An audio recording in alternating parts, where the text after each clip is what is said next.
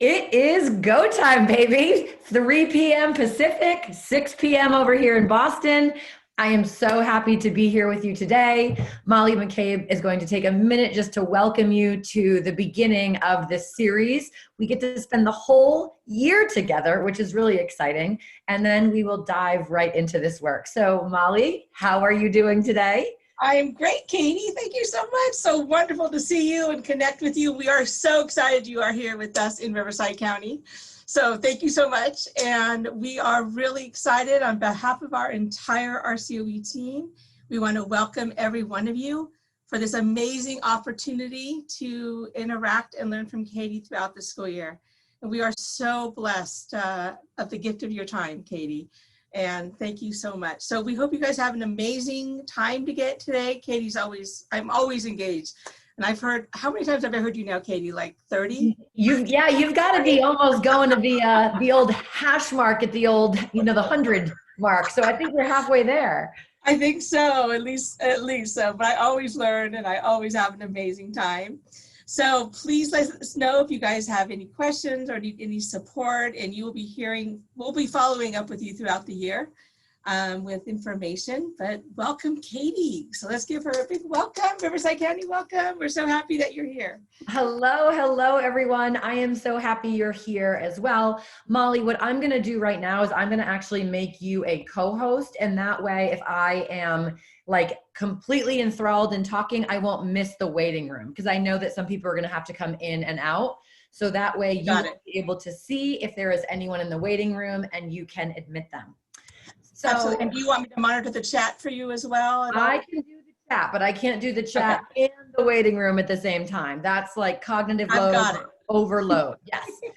So I am just so happy to be with you. I am going to share my screen, but I want all of you to have all of the tools that you need that so you can explore resources, so you can have a copy of the slide deck, so you also can get a copy of the recording once this series is over, or once this one time is over. So in the chat box right now, I'm going to put a link. It's going to say link right next to it, and it should pop up for everyone. And what I would love for you to note is that on that link, when you click on it, it's going to take you to a document that we're going to use throughout the entire series. I can see all of you popping into it right now. So you will have a copy of the slide deck. A lot of people say, can I make a copy of this? Can I use it? Absolutely, that you can. If you want to translate that in any way, if you want to work to, I guess, change it so it makes more sense in your setting, then absolutely share the wealth, share the love. So all of you will have a copy of that.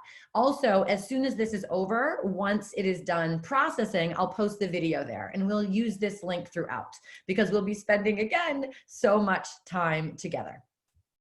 So here we go. I'm going to share my screen with you. And again, I will post that periodically throughout the time we have together. So if I say, okay, we're all going to dive into a resource, you don't have to kind of scroll up and look for that. But I can see that there's already so many of you here. So this is our official kickoff, where we're kind of framing and stabilizing the concept of what is universal design for learning. And this is going to be such critical work, because when we start talking about some of the more concrete aspects of it, I don't want what this is really about to get lost. So UDL at its core is about providing options and choices that support everyone to learn. And I'm going to teach you one trick right now, one option. I am using a Google slide deck right now. I can X out of it and you'll see it again. So in this, I have this Google slide deck, and a lot of the times people will make presentations and then you go to present presentations. So all of you are in this, right? I see right now there's like 10 of you, and then if you were to click present, then it fills up your screen. But what's really neat is on the very bottom, you have a presenter dashboard. The only way you'll see it if you're presenting a Google slideshow is if you hover at the bottom of the screen. But when I hover at the bottom of the screen, it will show up. It will say you can go backwards a slide, you can go forward a slide, and then there's a little box that says CC. And that little box now provides free closed captioning whenever you're giving a Google slide presentation. So it's a great additional option for anyone who has difficulty with processing the audio, or is you know, maybe hearing impaired, or maybe like your kids are doing homework right next to you and you don't have headphones and you can't turn the volume on. So it's good for a lot of different reasons, but just know that Google Slides does have that available. It is only in English, but if you have PowerPoint, PowerPoint does it in 60 languages. So you can provide both visual support, you can see me, you can listen to me, or you can read what I am saying. So that is your first UDL tip, that Google Slides does provide free closed captioning. And so a lot of people say, how do you get that on Zoom? But it's not Zoom. All it is Google Slides. You can do it when students come back in person. You can do it on Zoom meetings. And I think it's incredibly underutilized. But once I learned about it, I was hooked. So what are we going to be doing today? We are going to be talking about how do we design learning environments where every single learner knows and notices that we are designing with them and their identity in mind. That we believe that every student can learn at high levels using grade level standards. That's what this work is about. And we want to make sure that students see themselves in that journey. And so this is just an adorable story. I'm a mom of 4. I have an 11-year-old son, I have twin 9-year-olds, and then I have a little 5-year-old. And we go for walks in the morning. And as we're walking in the morning, last week, there's this green leaf on the ground. There's a million green leaves on the ground here, right? I live outside of Boston, Massachusetts, and we're just going on like a lovely morning walk, and he stops and he's like, "Mom, stop." I'm like, "Why?" And he picks up this leaf. Now, from my perspective, there's not much special about this leaf. But if you really lean in, right, I want to see you leaning in, the very tip of it has this kind of red hue. So this 5-year-old is just walking down the road. There's houses, there's dogs, there's cars. And he picks this up and he said, "Mom, this one is dipped in fall." And the reason I love this story is students notice everything. Okay, they can feel the expectations that we have. They know when we've created the support and the challenge that they need. And we are educating. We have the power and the privilege to educate students who notice that. And so I think that it's really important that we think about our belief system and the skills that we're using to design learning for all learners. And also that we are willing to advocate and push back against the system that does not work for all learners. And that's really what universal design is all about. It's not just about choice. It's about making sure that we have the belief system and the skill set and ultimately the systems that allow all students to be successful. Now, this includes every single student, right? So your students who have showed themselves to be academically capable, those students who are Black and Brown and Indigenous, those students who are language learners, those students with disabilities. But what I want you to think about right now is when I talk about providing options and choices, people usually say, yeah, like I get it, but I mean, of course, this isn't going to work for students with like moderate to severe disabilities. Or what about our learners who are newcomers and don't have language? Like, you don't mean including everyone. And I do. So what we're trying to do throughout this series, and again, the reason that I have this prompt here, this is not just about English learners who have disabilities. But what I want you to know is if we universally design really, really well, our classes are prepared for a student who moves in with moderate to severe disabilities with little language, because the class was designed for everyone. So universal design is not designed for the kids sitting in front of you. It's designed predicting the barriers that students may bring forward and then empowering them and honoring them enough to say, I've thought of this and here's an option for you to be successful. So when you think about this, and the reason I want you to give you this image is because I hear this a lot, but what about, but what about? And so I want to ask you right now, when you zoom back and you think about your school and you think about your classroom and you think about your system, if I were to say to you, I want to partner with you to make sure that everybody in your school is universally designing so that every single student has access to a general education classroom that is challenging, that is supportive, and that is taught with grade level standards. Okay. If I were to say that, what is your reaction? Are you going to say, oh my gosh, like we would have to have such big mindset shifts because I don't think we're there yet as a staff. I don't think there's that belief that all kids can learn at high levels. Okay. There might be, oh my gosh, my colleagues are amazing. Like we do believe that all kids can learn at high levels. We just don't know how to do that yet. Or is this, we have the belief, we have the skills, but there's some systemic barriers that prevent all students from being educated together. So just as an example, I was an English teacher. And if I said, I believe all students can be really successful, I have the skill set. But then the way that our schedule is run, a student who has a significant disability needs to be receiving services at the same time that I'm teaching a class. And so it simply systemically doesn't match up. Or maybe I am required to follow a curriculum verbatim, word for word, day for day, and that is a rather exclusionary curriculum, and that it's going to be too restrictive for some students. So I'm going to ask you to ponder, and I'm going to launch a poll. And what I want you to think about right now is, this is kind of a tricky question because you're going to want to say all three. But what is the biggest barrier that you are facing right now when you think about your sphere of influence? Because we want to empower you to scale this, to spread this. Are you most kind of struck by how do you get people to believe that all kids can be successful together? Or is it how do you teach people how to allow all students to be successful together? Or is your biggest concern, how do you change some of the system barriers that are just very exclusionary or very about segregation? I am going to give you 1 minute of wait time. And in that minute, I'm just going to reflect and honor your silence and your think time so you can create an answer here.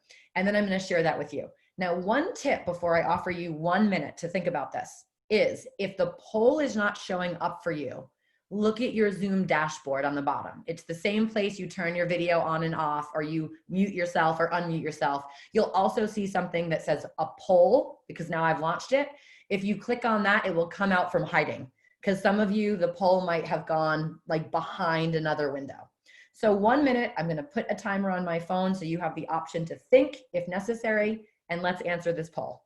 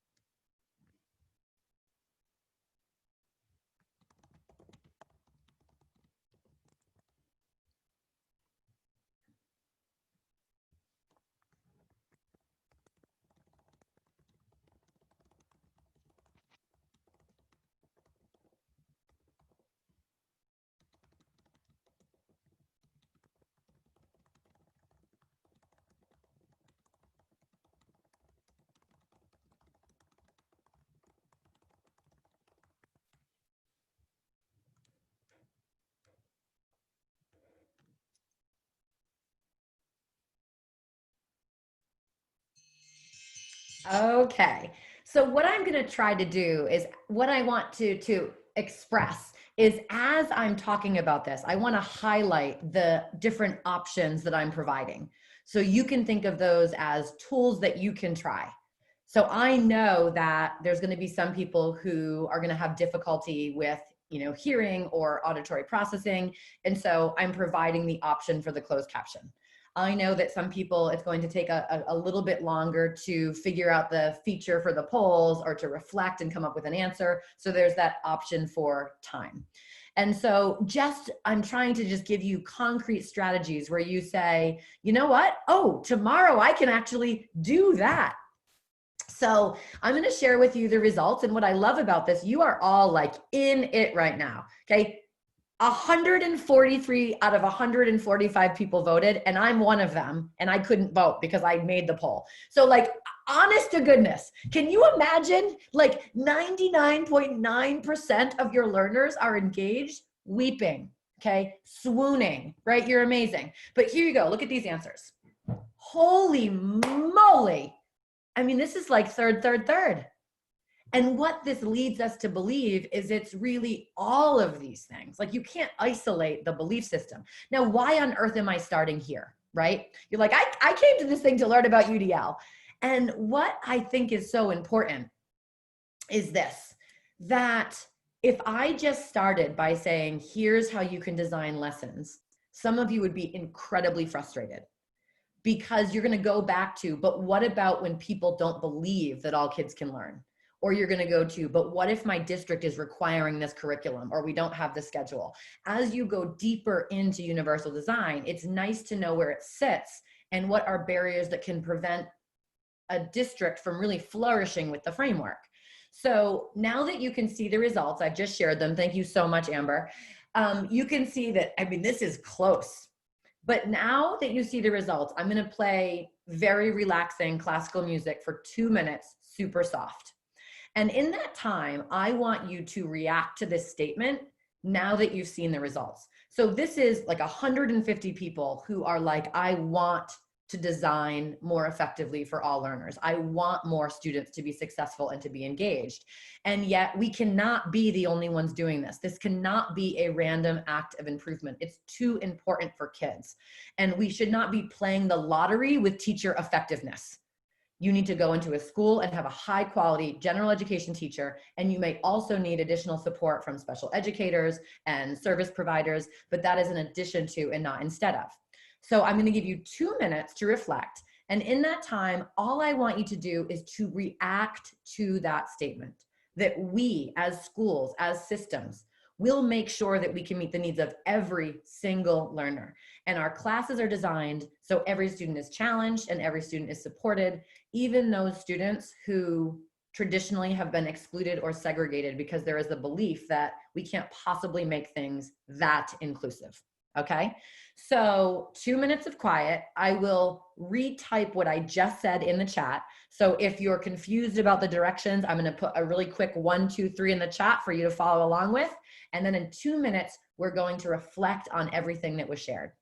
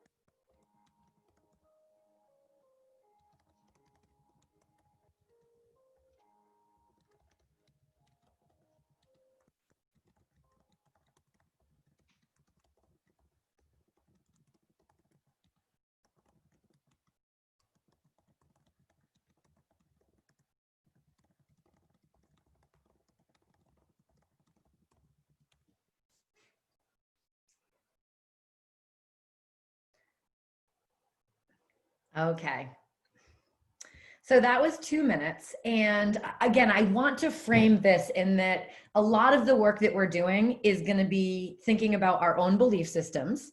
It's going to be about how do we do this, thinking about a skill set. But it's also, some of you might come up against this really frustrating place where you're like, but the system wasn't designed for this. And we also want to give you the tools to push back against that system, because the system was built by the people in it and it can be deconstructed by the people in it. And so again, I want to provide you with some of the support and tools. So this is difficult work. This is hard work. If it was easy, we'd all be doing it. But ultimately, this is about how do we meet the needs of all learners. And what this comes down to at its core is firm goals, flexible means. And so what on earth does that mean? Firm goals is we have standards that all students need to meet, right? The knowledge that is beneficial to be a very well-rounded person, and also skills like how to communicate, how to solve problems, how to write, sing, throw.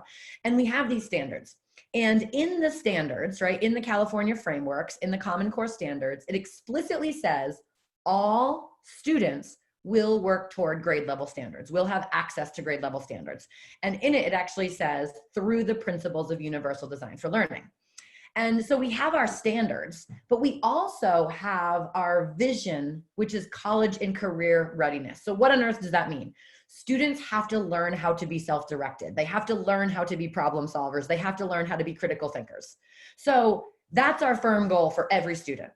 And in some ways, it kind of turns into like, oh, I give choices in my AP class. Who's not in your AP class, right? This is about creating an environment that truly is working for all students.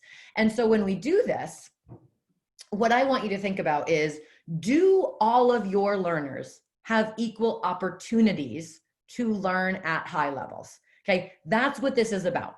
This is not about how do I add a couple more choices? How can I be a little bit more flexible? This is about how do I change the way that I design my classroom so that every learner has an equal opportunity to be there and to access grade level instruction.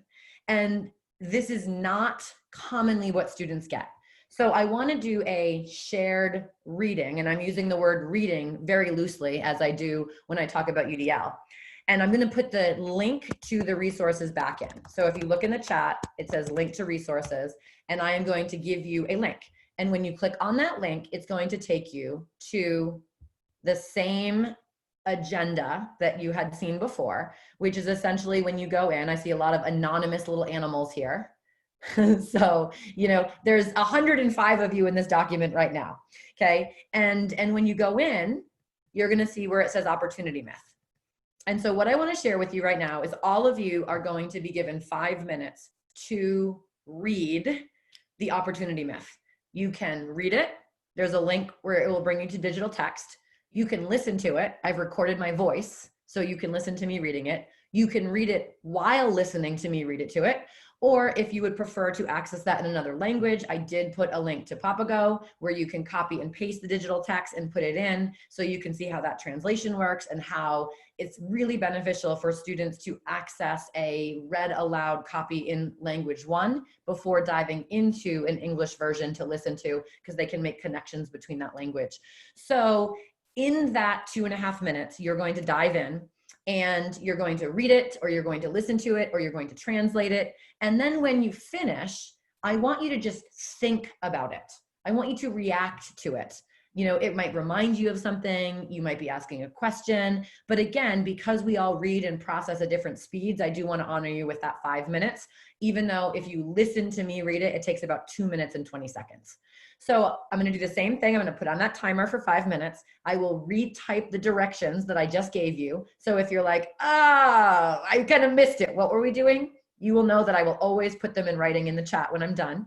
And then we're going to come back together and react to this, okay? So if the goal of universal design is to make sure that every single learner has access to grade level instruction while also getting the support and the challenge that they need, what does that mean? Okay, so here we go. I'm going to play this for 5 minutes. When Bach is done, we will come back together. And then I'm going to ask you to share in the chat, or you can unmute yourself and you can share with all of us using your beautiful voice. It's really whatever works best for you.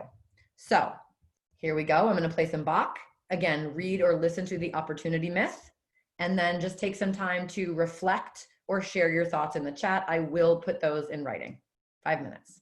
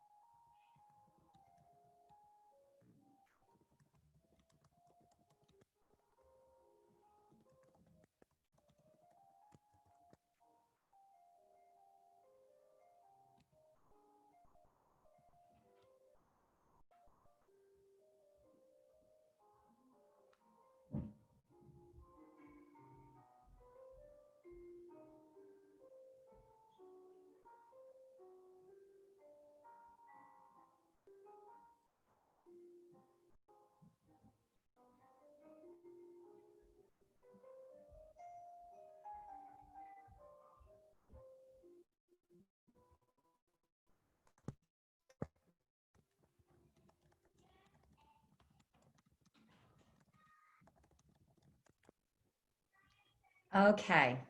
So that's 5 minutes, but now I want to honor you for 1 minute and let you, if you are open to sharing your thoughts, a quote that really resonated with you, to use the chat and also talk to each other. So this is not like, this is not linear where it's like, I'm giving you information, you're sharing it back.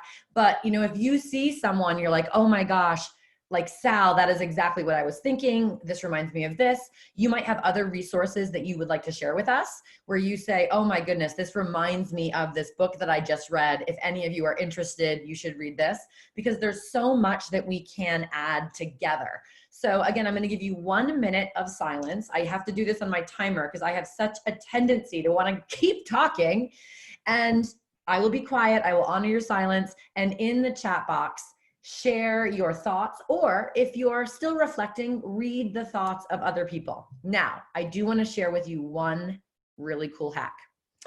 If you are on a Mac right now and you click Control Command Spacebar, okay, that's your task right now.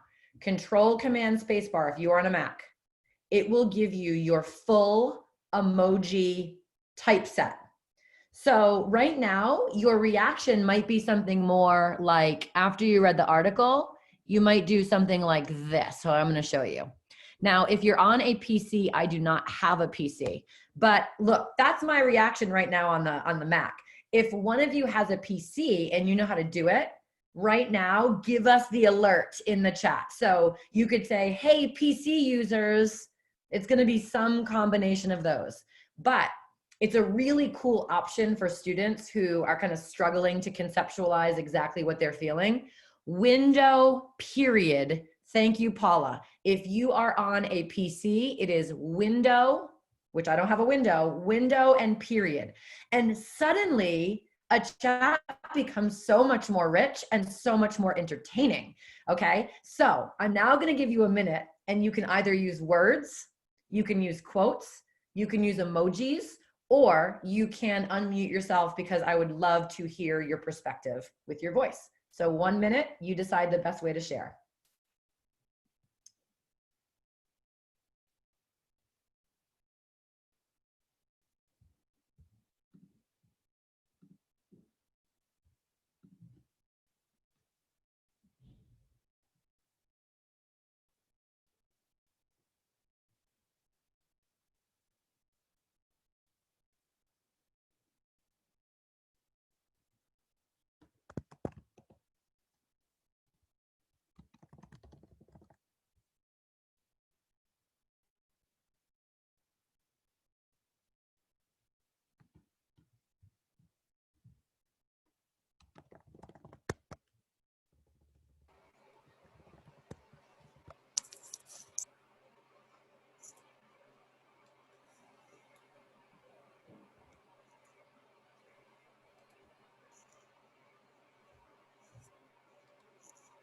Katie, I have a comment. Yes, please.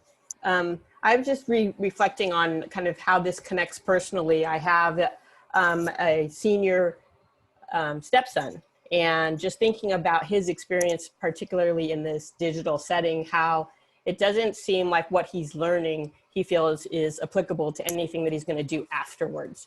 So I'm wondering if there is an opportunity for us as educators to, whatever the course is, whatever the instructional piece is, we make that connection, and how it will connect with something that he and or she will be able to apply later in life. Because that's his big question, is like, how am I ever going to use this? Why is this important? It's an A through G requirement, but what does that mean to me in my future life? And I think that young people are asking those questions more and more, and it's not really just about getting into the college, but what am I going to do with it? How is it going to build on? I have a 22-year-old son who says, the statistics course that you're taking right now will help you in this, this, and this. And so because they have that dialogue, he sees that more, but he's getting it from home. He's not getting it from within his classrooms. I mean, UDL very much, when we dive into the principles a little bit more, is all about being explicit about how to make it relevant, authentic, and meaningful. And we can do that sometimes because there's really rich connections between the content, and sometimes we have to do that by design. So for example, maybe I'm teaching a subject where it's like, maybe not everyone will be able to use this, but I can also say, I want you to express this to me like you are going to be presenting at a meeting, like a proposal.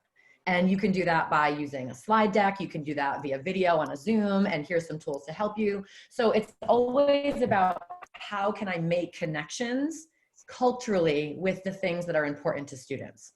And that does not just mean race and language and origin, but like what is meaningful to the students that we serve right now. And so we absolutely will be talking about that when we get into kind of the lesson design piece, the assessment design piece, because when this is done well, it does result in deeper learning or project-based opportunities where they can absolutely see the through lines between the skills they're building on this unit and how they can transfer or maximize those skills. So that's a really, really great point that it needs to be brought up, is when we are engaged, it's because we find something relevant, authentic, and meaningful.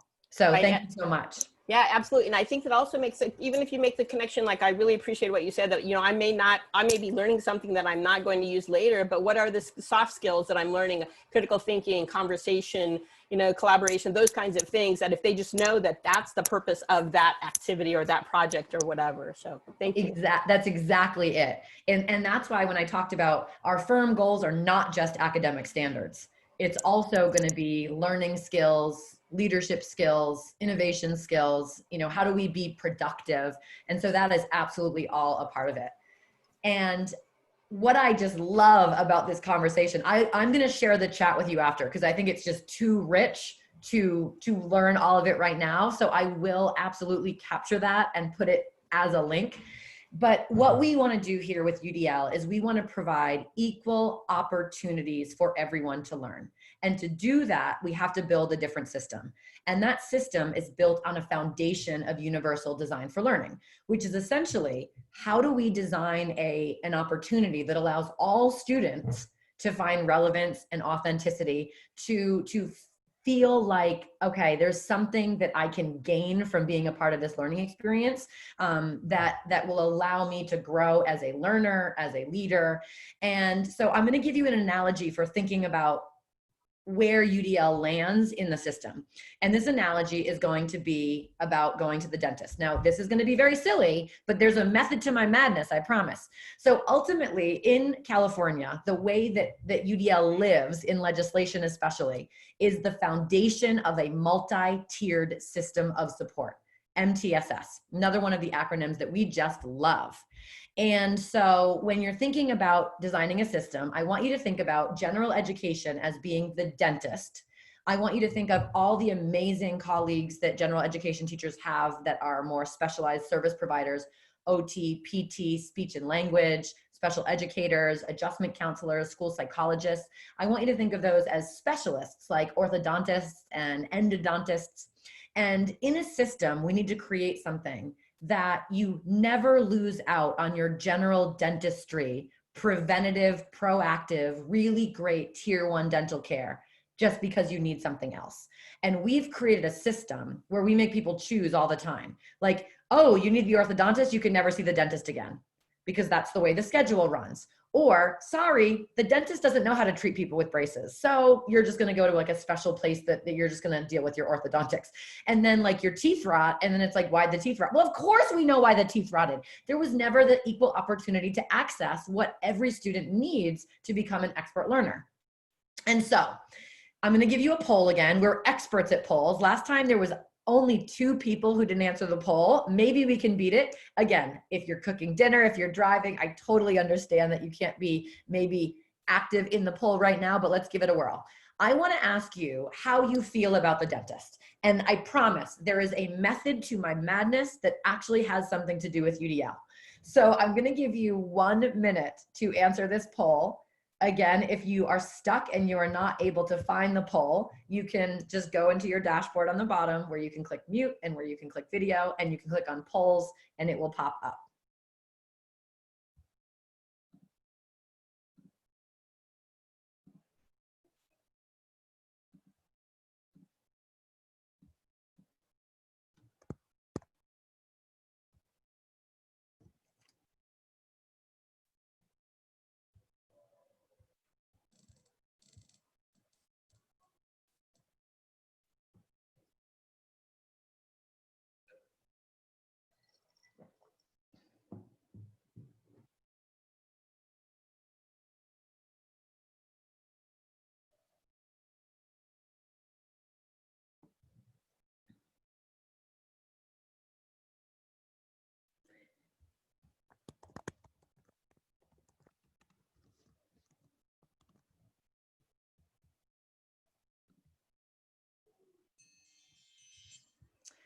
Okay, we just learned again. Paula has said that. Okay, that like everyone. So Molly couldn't answer because she was the co-host. I couldn't answer. We're cooking with gas. And so, what I love about polls is that it just gives us a real beautiful picture of variability. So, I'm going to share with you the poll. And what's amazing about this is I'm going to give you basically the equivalent of what happens in the classroom. Okay. In a classroom, you have some students who just come in hot. They're engaged from the beginning.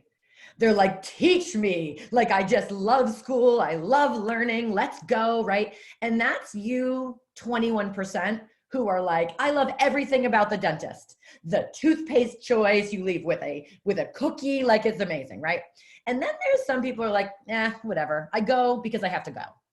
That's compliance. Right? Students who don't feel strongly about school either way.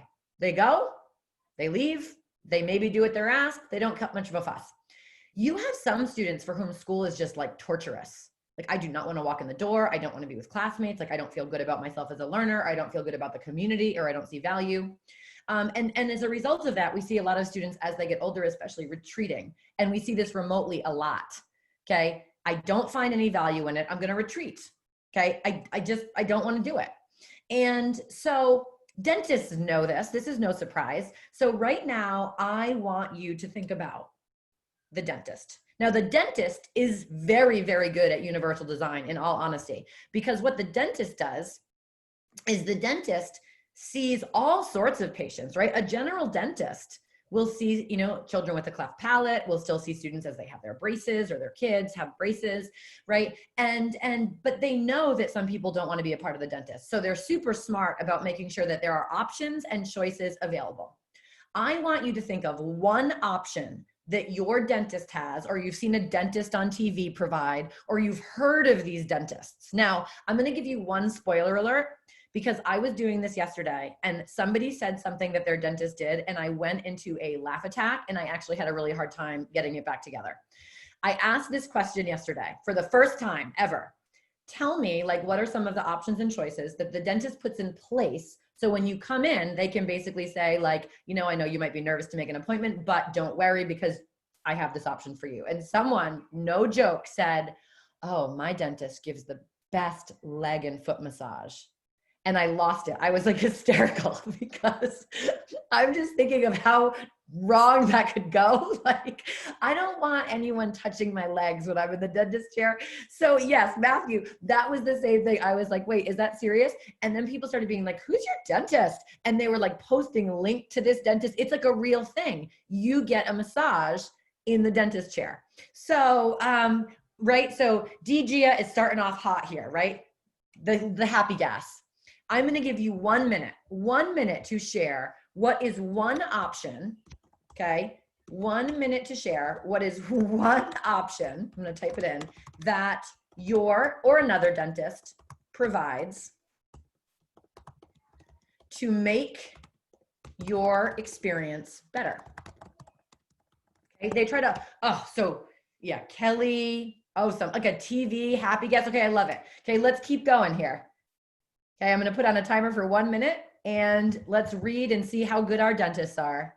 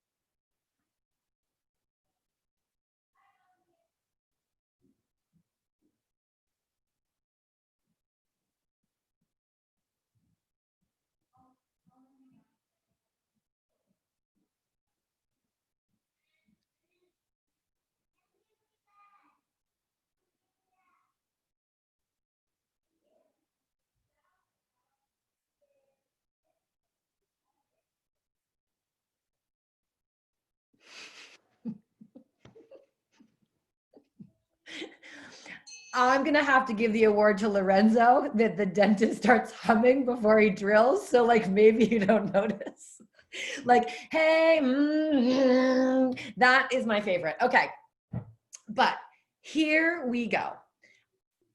The dentist has thought about what the barriers are.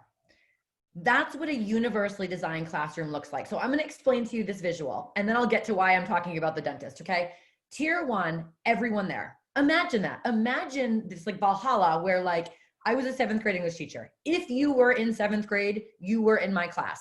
There was no 7th grade for behavior problems. There was no 7th grade for substantially, separate. There was no 7th grade for newcomer. It was just, if you were in 7th grade, you were in my class.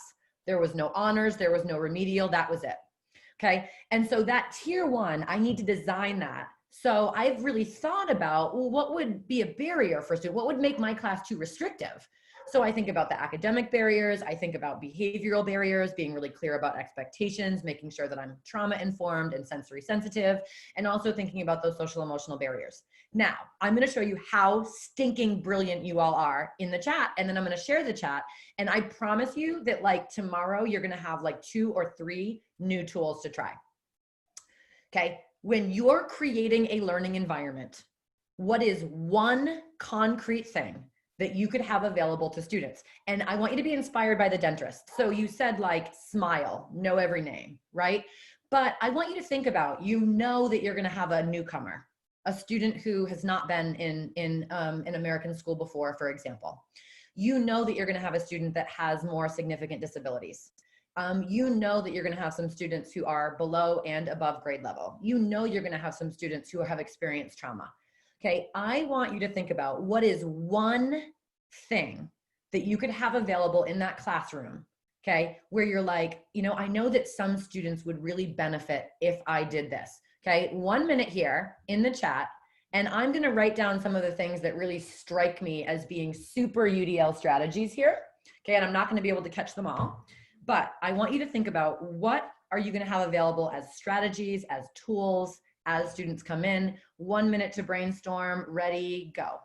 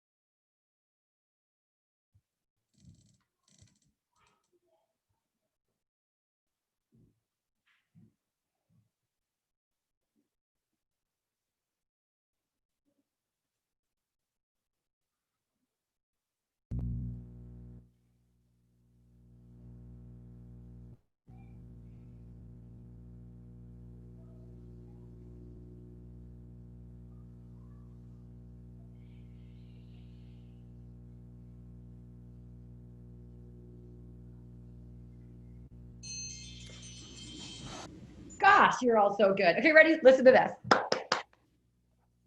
Getting me all excited. Okay, here we go. There's dentists that offer some of these things. Like some of you have a dentist that has a TV. Another dentist offers snacks. Another dentist offers this. The more options that dentist offers, the more patients are going to feel like they're connected. And so if you walk in and the dentist is like, how are you doing today? It's so nice to see you, Katie. Thank you so much. As you're thinking about your treatment, if you're a little nervous, just know that we have some laughing gas. I have some fidgets for you. You left your stress ball here last time. Do you want it back? Would you like some TV or some music? Choose it, right? The more options, like you have, you're like, oh, okay, I am feeling nervous, right? So I want you to imagine right now that you created a virtual classroom. I'm going to start just straight up remote because I know that that's where most of you are. And as students log on, there's music. And as soon as they log on, you have like a do now prompt for community, and you do like virtual high fives or things like that.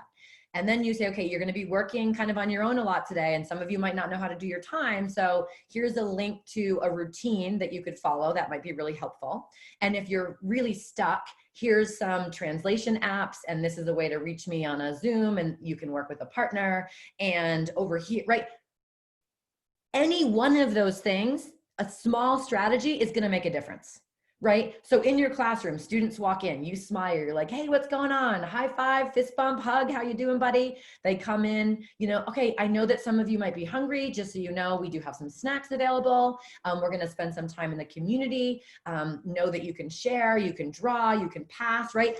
That is what UDL is all about, right? It's anticipating what might be a barrier and saying, oh, but I've thought of that, right? So it's, you can work alone or you can with a partner, okay? If you want to learn more about it, here's a couple of links and resources. If you're working on this math problem, you can use manipulatives or a calculator, okay? If you are diving into this text, you can translate it or listen to it or print it out. All of those are decisions that are designing for more. Okay. And so that tier 1 needs to be designed so it's academically available for students to learn, but also we want to think about like the community and the relationships and the social emotional learning. And if we do all of that, it will be universally designed. Okay. And then all students will have equitable access, all, not most, but not, okay, all. But to do that, we have to think about the systems drivers on the outside, because again, universal design for learning is the foundation of a multi-tiered system, which means there's something around it. And so what I want you to think about is that the leadership drivers and the competency drivers and the implementation drivers are what really dive into what's happening at a systems level. So if you want this thing to happen in tier 1, you need to build your skill. And so the competency drivers will remind you that this needs to be ongoing professional learning.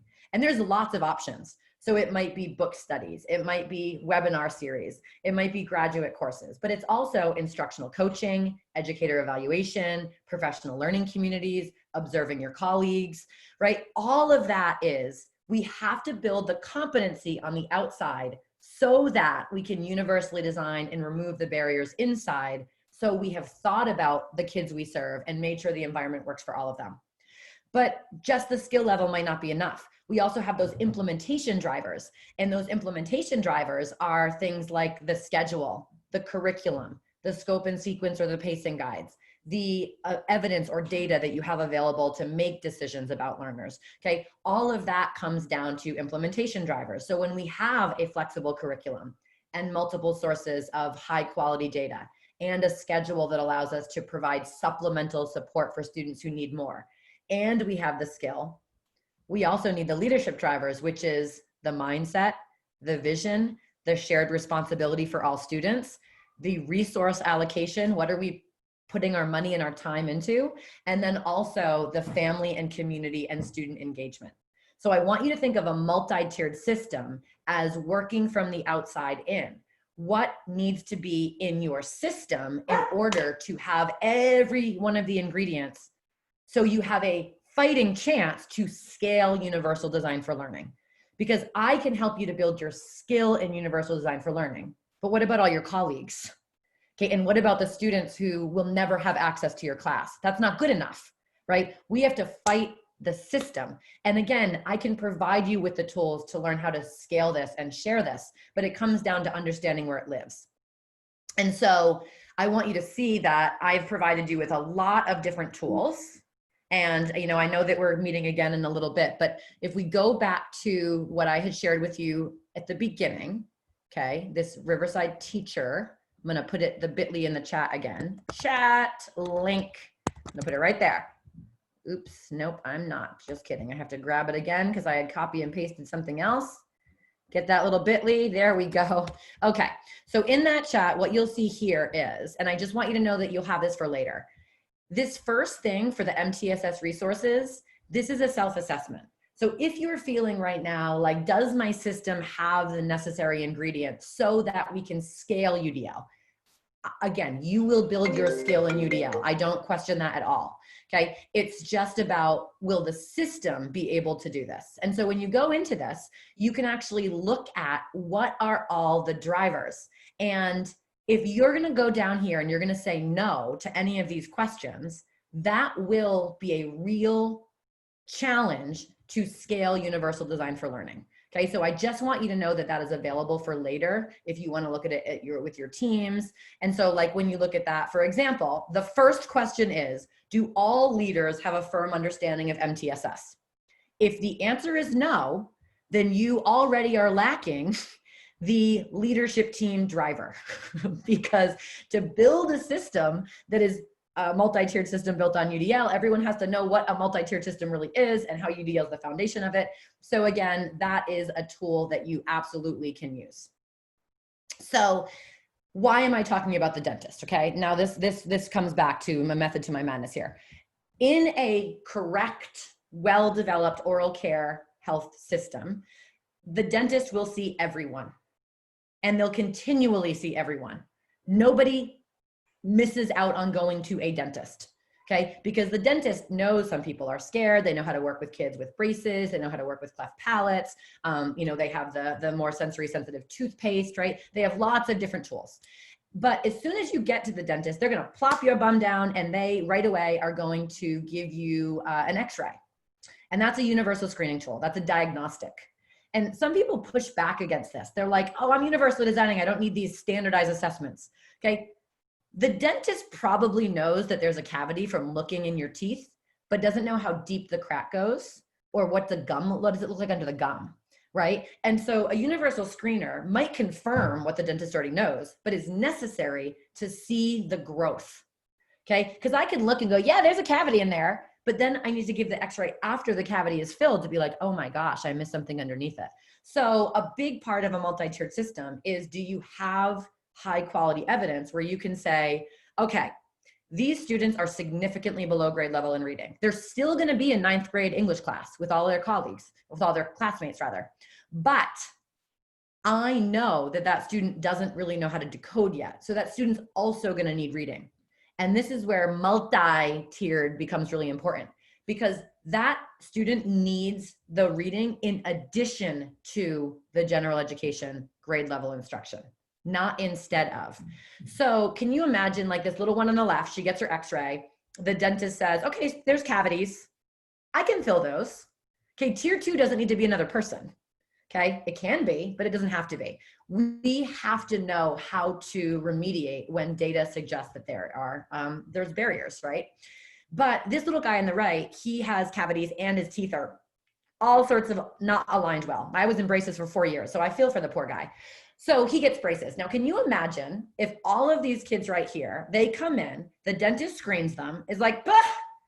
They need braces, or the sweet little baby in the top right has a cleft palate, will need an oral surgeon or a plastic surgeon, okay? And there's a lot of different reasons these kiddos need braces. Clearly there's very different treatment plans, but can you imagine if these kids were now segregated and were no longer able to see the dentist? So you need a reading specialist, you lose general education. You know, you need to get ELD services, you know, you lose PE. You know, you need to get this, you lose that. That's not a multi-tiered system, okay? A multi-tiered system is like a layer cake. When you need more, you get more, but that doesn't take away from what was rightfully yours. And so you have kids in your system who need the checkup and the cleaning, but they also need the cavity filled and the braces. And then they also need surgery. And so we don't call this student a tier 3 kid. It is a general education student who needs tier 2 and tier 3 services. Every student is a general education student first. And if we do not have shared responsibility for all students, the system has already failed. Okay, everyone works together to meet the needs of students, and the students with the most significant challenges need the most caring adults who are pouring their collaboration and their skill and their belief into those students. And so how do you do that? You move towards co-teaching potentially. You do a lot of co-supporting and a lot of push-in support. You create a different schedule where there's a supplemental period that some people call enrichment or a win block. It stands for what I need. You'll also see in that bit.ly that I shared with you, it's right in that chat, that I have given you some scheduling guidance so you could start thinking about schedules. Because my daughter, I have a daughter with very complex needs. She is in 4th grade. She needs Wilson reading. She's reading at about a kindergarten, I don't want her to hear me, a kindergarten level. And she is as bright as a light bulb, that one. But like, she needs Wilson reading. So what will never happen over my dead body, she will never miss any grade level instruction. Not happening, right? So she goes to her 4th grade class, and the teacher is very, very into universal design. And so we'll always like reflect on, okay, the goal is to really learn about characterization. And it's cool to learn about characterization because we learn more about people, like real people, you know, and the way that we learn about real people is we do a lot of research into their actions and their thoughts, and then we try to anticipate their feelings, and we're going to do that with our characters as well. So she'll do a mini lesson on like the different emotions, and then she'll read from a grade level text. And so, okay, let's all share this reading together. And as she's reading it on Zoom, she's saying to the kids, okay, we're going to act out what the character is doing because we're going to watch the character's actions. So if you're comfortable turning on your camera, let's show the action, right? And they're all into it. And then she's like, okay, so now you're going to think about characterization in your own book. And you can choose a book on Epic. You can choose a hard copy of something you at home. You can listen to it. You can read it electronically. It's totally up to you. Choose a book based on what you're interested in. Don't choose a book based on what you think you can read because you can listen to it, right? So my daughter, who is decoding at a kindergarten level right now, her silent reading book, or her book that she's reading during workshop, is Al Capone Does My Shirts. It is a 7th grade novel. And she is like in it to win it. Now, she also gets Wilson for 40 minutes a day. Over my dead body, does that kid miss out on reading a 7th grade book and being in a 4th grade learning experience with her friends to learn about 4th grade characterization? And we do it all the time. It's called supplementing, not supplanting, right? Kids need more services, not services instead of. And that's what creates the opportunity gap, is we just say, oh, they can't do it. We'll move them out and give them something easier. And then we're surprised when their teeth rot. And so why do we do this, right? We do this because in some ways we have conflicting visions. And so I just want to share with you really quickly some of the big, huge things that have happened that have affected education. If you look on the bottom, there's 5 years. And 1990 was the Americans with Disabilities Act and the Individuals with Disabilities Education Act. And both of those things kind of braided together to create the beginning of what we now call inclusion. If you had to find a beginning of inclusion, it was 1990, okay? Because it authorized and said every student needs to be available, needs to be educated in the least restrictive environment. You have to create a continuum of services, and you have to make every effort to make general education the least restrictive environment for all students. So it really put it back on the system. And everyone had to start reporting their inclusion rates. Today, in 2020, national inclusion rates are only 61%. 4 out of 10 kids with disabilities are not educated in general education today in 2020. And so that's the beginning of inclusion. Co-teaching was born the next year, differentiated instruction, UDL, it all was born out of that. So in 2002, the question was, wow, great, so many more kids are included. This is so great. How are they doing? 2002 is kind of the beginning of when we really started talking about equity, because that was the first time No Child Left Behind said you have to report data for student subgroups. And so as you're reporting data for student subgroups, we start saying, well, how are Black and brown students doing compared to white students? Or how are students with disabilities doing compared to students who do not have disabilities? And there were these huge, gigantic gaps, okay? And so we started really thinking about equity. Okay, like why is this happening? By 2004, the US Department of Education said, oh my goodness, we have to do something about this. We have to stop the bleeding. And RTI was born, respond to intervention. Made total sense. All students are tier 1 students. We do a lot of progress monitoring, a lot of data. And when it suggests that students need something additional, we provide something more. We don't provide something instead of. And RTI, the only thing it was good for was reversing inclusion rates. That's it. Okay, because people started pulling kids out and calling them tier 2 kids. And we went way back. We went 20 years back to let's just give them easier things. 2009, US Department of Education said, oh dear goodness. No, RTI was never meant to pull kids out, ever, ever, ever, ever, ever. Clearly, we didn't take the time to create action plans and strategies to build a system that allowed us to supplement and not supplant. Federal legislation says you have to supplement and not supplant. And so as you're kind of diving into this, it was like, oh, well, we didn't train people to do this really well, or we didn't have the schedule for this, or we didn't have the curriculum for this, or we didn't have the leadership for this. So in 2009, we said every state has to create a plan to help every district create a multi-tiered system that is built on the foundation of universal design. That's the goal, that we make Gen Ed Tier 1 the least restrictive environment for all students.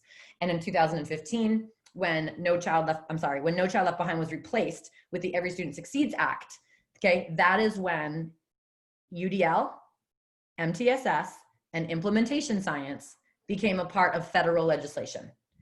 All students will have access to grade level instruction, grade level comprehensive literacy instruction. All educators are required to get professional development on how to do this. We have to start thinking about the systems lens, and we have to do that because we believe that all students can be serviced when we think differently. Now, I'm reading the chat because some people are going, oh my gosh, oh my gosh, oh my gosh. Well, how do you get your OT services if you can't pull out? And it's not necessarily that you wouldn't have OT services. Now, I am a huge advocate for pushing in OT services, okay? Especially when you're talking about your K, your 1, but we have a schedule that has 40 minutes every day, and it's called WIN, What I Need. And as much as possible, we think about those C-grid services, and we provide them in addition to. My daughter also has speech. Speech is a total push in. I signed on the IEP that the speech practices that would be used for Aylin would be pushed in for the entire class. And so again, you have to think very differently. So she has no idea that the speech is for her, because the teacher will come in and co-teach the speech lesson. And so again, there's a lot of differences. And so why am I starting with this, right? You're like, I'm in a webinar to learn how to UDL. It's because I want you to know where it sits and what the true goal is of this work. And if you're losing kids, you're likely not planning for true variability, because you don't have the students who are significantly below grade level or who are really newcomers. They're just simply not there. And you lose out on really thinking about how wide variability can be. So I want to give you time now to reflect on all of this. And what you can do is, I'm only going to do it for 5 minutes. So this is like quick and dirty. You can go into a breakout room, which I would love. Okay, that allows you to connect, to feel, to see. However, I do understand that some of you will not have the ability to do that right now. And I always get kind of pushback on why I do this, okay? So someone's like, but don't we have to have conversations? My goal right now is not to have conversations. My goal is that you express what you're thinking. So you can express what you are thinking when you go into a breakout room. Okay, just 1 minute a person. I'm going to make breakout rooms of 5, and you go. Like, gosh, this is what I'm thinking right now. This is my aha. Or you can write a reflection. Okay, and then you can share that reflection with me. You can put that reflection in the chat. So again, if I wanted courageous conversations to happen, and that was my goal, I would prepare you ahead of time, because I cannot police you in your homes. Okay, some of you are in places that you need to be quiet because there's people around you. Some of you aren't prepared with the bandwidth. And that's different, because if I was holding a conference and I knew you were coming, then I know that you are available to have those conversations. And I would provide sentence stems, and I would talk about the importance of courageous conversations. And as much as I value and would love for you to join breakout rooms and have those conversations right now, I recognize that some of you face barriers that would prevent you from doing that in a meaningful way, or access barriers in which you're on a computer that doesn't have a camera or doesn't have sound. So that is why I provide those options and those choices. So I'm going to stop my share really quickly so I can check the breakout room. And again, your options are really, really quickly to either join a breakout room. I promise you 1 minute a person. This is going to be 5 minutes, just so you can be like, okay, my big aha right now is this. Or one question I have that I need answered throughout the series is this. Okay. And again, please, please, please change your name to the word no if you are just unable right now to be a part of this experience, and instead reflect in writing. Okay. So I'm going to go through really quickly, and this is a super fast process when you do it this way, because I literally just go through and I see anyone who writes no, and I pull them out and put them into a new room. And so it's nice and fast, and I can do it in like less than a minute for 150 people. So I have it down to a science. But again, if I really wanted the conversations to happen, I would tell you ahead of time, like, hey, we're going to be having conversations, only sign up for this series if you're able to do it this way. And so on and so forth. Okay. So just another minute here. I'm almost done. So I put 5 or 6 people in every single room. And again, we're talking like you're going to go around the horn fast, fast, fast. All you're sharing right now is like one thing that's sitting with you. It could be a question. It could be a statement. It could be a pondering. It could be like, oh my gosh, I love that quote. Oh my gosh, I still wonder about this. So lots of different options and choices. And then we'll come back. I'll talk a little bit about how UDL and differentiated instruction fit together, but we'll dive more into that when we talk about UDL lesson design in the next session. Okay, so here we go. I'm going to open up these groups, and I will promise I will call you back in 5 quick minutes. So again, you're going to take your turn. If you said no, you're just going to reflect in writing. You can put what you're thinking in the chat for everybody to read afterwards, or you can write it and email it to me or share it when you provide feedback. Okay, ready? On your mark, get set, make it fast. And hold on, I gotta move a couple people here. If for some reason you changed your name after I dove in, don't worry about it. You can just not accept it because there's enough people in every room for sure. Ready, go. Rooms. And I know that it is absolutely feverish in those breakout rooms, but I did more so to model that there are multiple ways to kind of express your thinking. And again, as we get to know each other more and as we dive in more, I will provide some time. But again, I wanted to reflect on that firm goals, flexible means. That, the goal was to express what you're thinking. And you can do that in the chat box, or you can do that, very, very easily by having conversations. And it's really reflecting on what can and what works best for you. So I want to give you one last poll for the evening, which is on how that breakout room went. And again, we're trying, we almost got, or we did get 100% before, which is like mind-boggling and amazing. So I just want you to think about your choice and reflect. Again, I will give you 1 minute, as I always do, for wait time. So I'm not talking over you. 1 minute to answer the poll.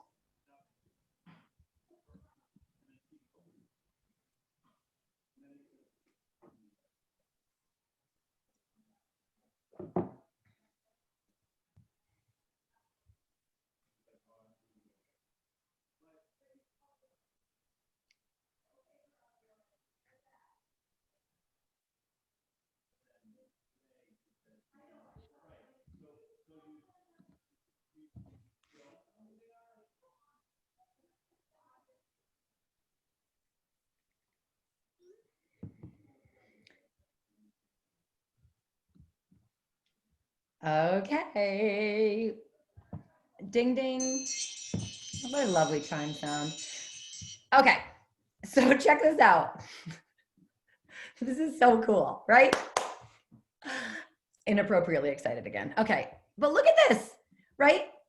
When we provide options and choices, we also have to provide that time for reflection.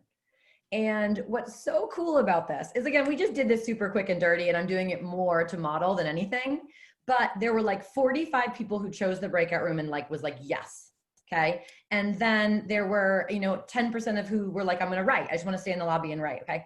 But look at the number of people. 35% said that they would choose differently the next time. Now, can you imagine if I was just like, those are the writing people and those are the talking people. I'm going to put them in 2 groups and separate them. And you never, ever had an opportunity to change your mind? That's what we do to kids. When we provide the same options, what is necessary for some is good for all. And over time, we start to say, if this isn't working for you, choose something different. Choose to share in a different way.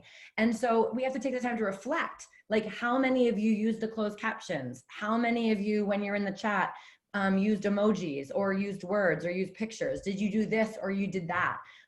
And then if I had more time, I would say, for those of you in the breakout room, share what was really effective. What are good breakout room tips? For those of you that write, like, would it be better if I provided you with a prompt or a graphic organizer, right? We build based on what we learn.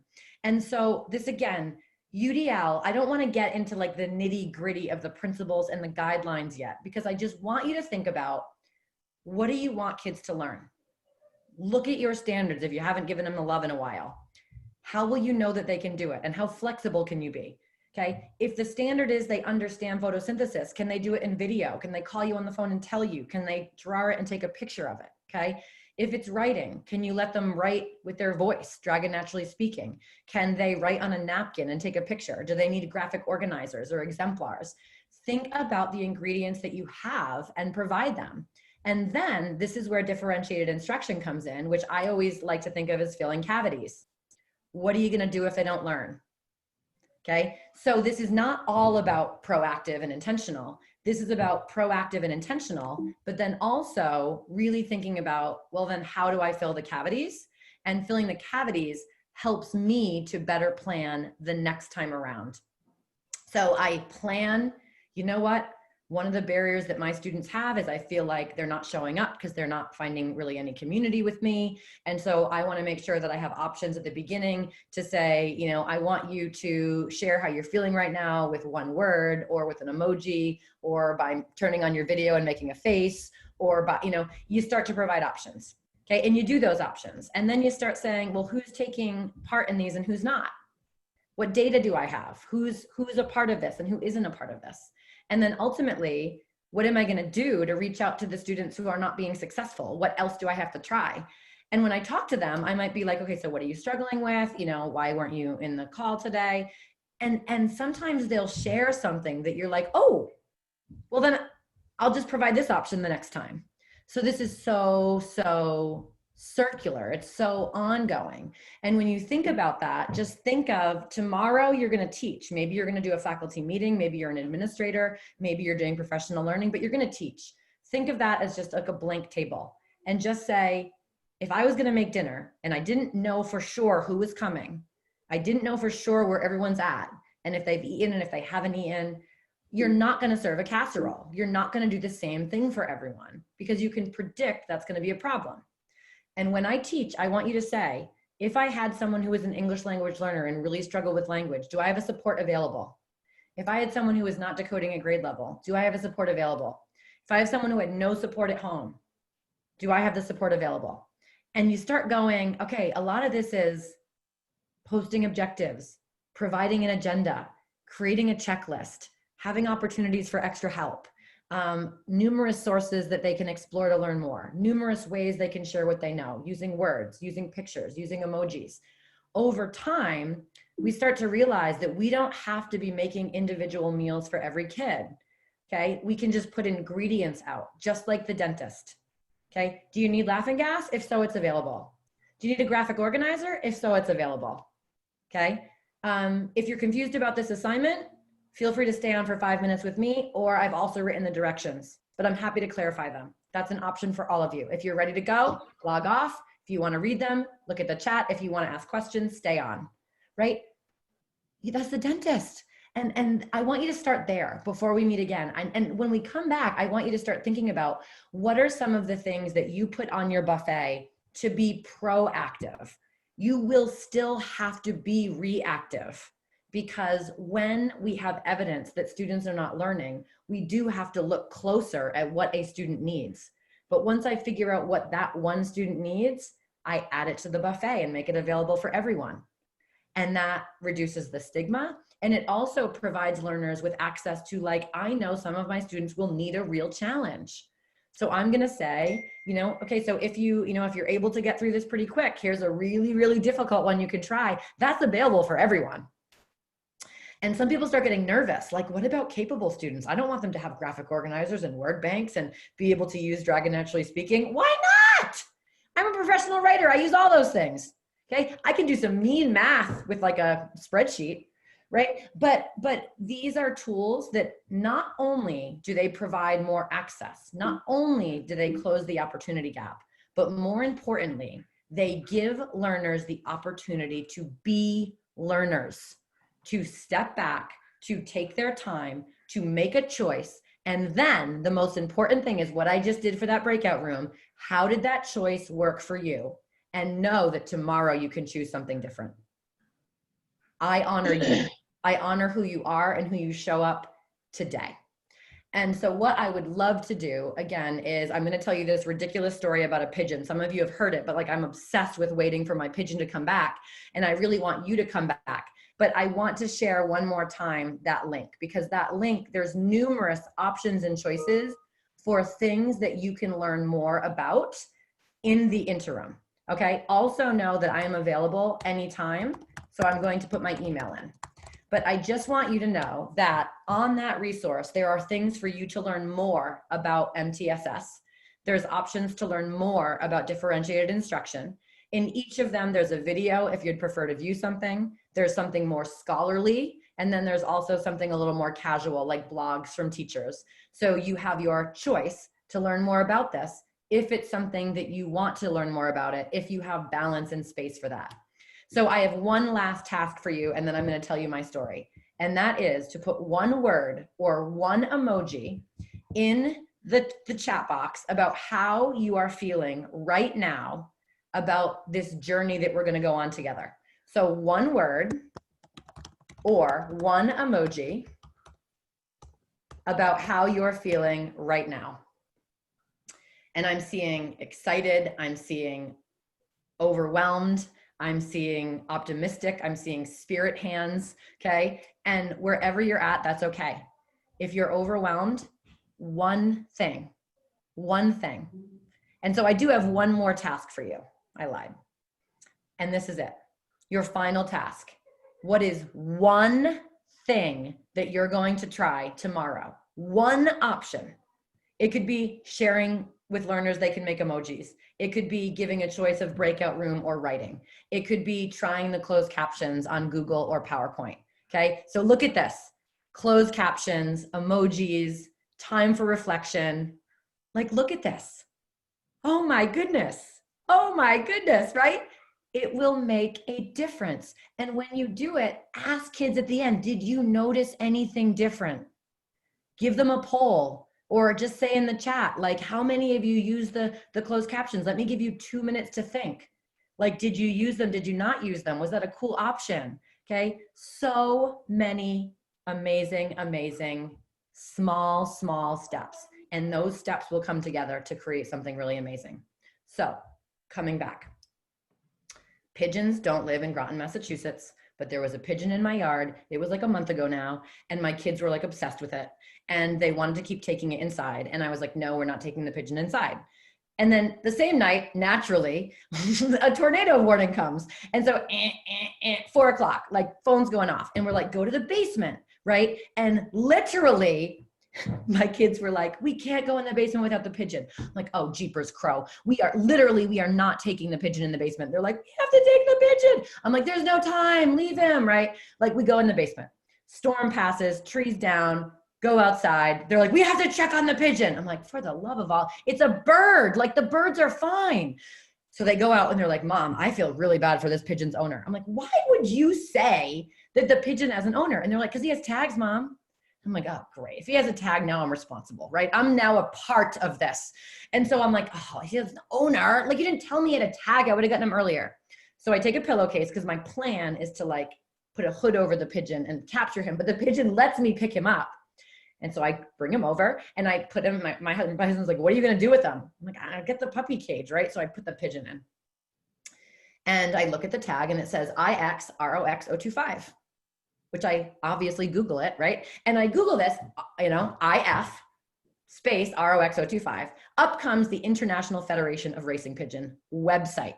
And it's like, have you found a pigeon with an IF tag? And it's like, yeah, obviously I did. And it's like how to care for the pigeon. It's like, put out a bowl of water. They drink like a dog and give them some seed. And so I'm like following directions. And then it's like, look up the owner's like code. And ROX is the Roxbury Coop, a very elite racing coop in a little south of Boston, like 50 miles away.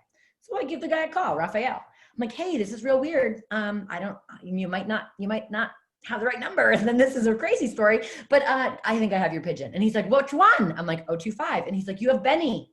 Yes, I do. I have Benny. He's safe. He's sound. He has a bowl of water. He has food. He's like, is it organic food? I'm like, no, sir, I'm very sorry. I wasn't aware about the organic part, but he is well fed. So he comes up that evening to pick him up. He's masked, I'm masked. Raphael and me are now like this. And he has this little bird box and he's like, oh, it's so great. And then he drops the bomb that Benny not only is a $4,000 Belgian racing pigeon that you could sell on the street, but Benny's parents, Bonnie and Clyde, are elite. You can win $100,000 if your pigeon wins a race, 500-mile race. But Benny, he's only flown ever 1 mile. So he's like, I don't know how we got here. But here's the best part of the story, and I'm bringing it home, right? He says to me, I do have to warn you. This is a very critical imprinting stage for Benny. He is only 6 weeks old, and this is when they imprint.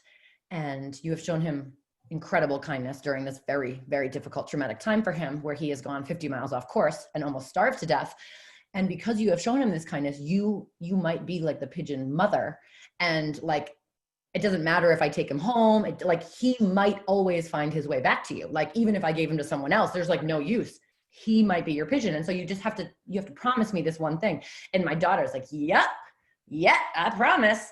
You have to raise the pigeon as your own. And I'm like, oh, like, how long is he going to live? I'm thinking like a hamster, like 2 years. Oh no, Benny's going to live for 15 years. So every time I go outside, every single time, I'm half like, don't be Benny, don't be Benny, don't be Benny. And then also half like, come home to mama. Like, I'm just not sure which way I want to go. And so everyone's like, well, what happened to Benny? First of all, he has not come back yet. And I am very strongly debating calling Raphael again, because I know how to get in touch with him on the International Federation of Pigeon website, and being like, can I give Benny a little visit? Like, I mean, maybe he's only half imprinted, but I mean, wouldn't you want to see your mama? So anyway, it is a ridiculous, amazing story. I'm really hoping he comes back, but not really. But I am really hoping that you come back. That's the true story, like 100%. So thank you so much for joining me. I will post this recording and this chat. It will definitely be there by tomorrow morning. It takes a little while to process the video. Feel free to share with your colleagues. It has been an amazing experience, and I look forward to many, many more times with you. So Molly, I don't know if you want to give a final farewell, but it's always a blast hanging out in Riverside. We just want to say thank you, Katie. You're amazing as always. And we just so appreciate everything that you do and all the support you provide us. So everyone, we can't wait to see you at our next session with Katie. And we wish you a great next few weeks. We'll see you soon. Fly away, little birdies. Bye, everyone. Thank you for everything, Katie. Oh, anytime, Molly. Yes, she is amazing. I'm reading the chat. You just all flatter me. I learn something new every day. That's the magic. Never stop learning. It is the magic. I agree. All right. Bye, everybody. Bye-bye, Katie. Thank you.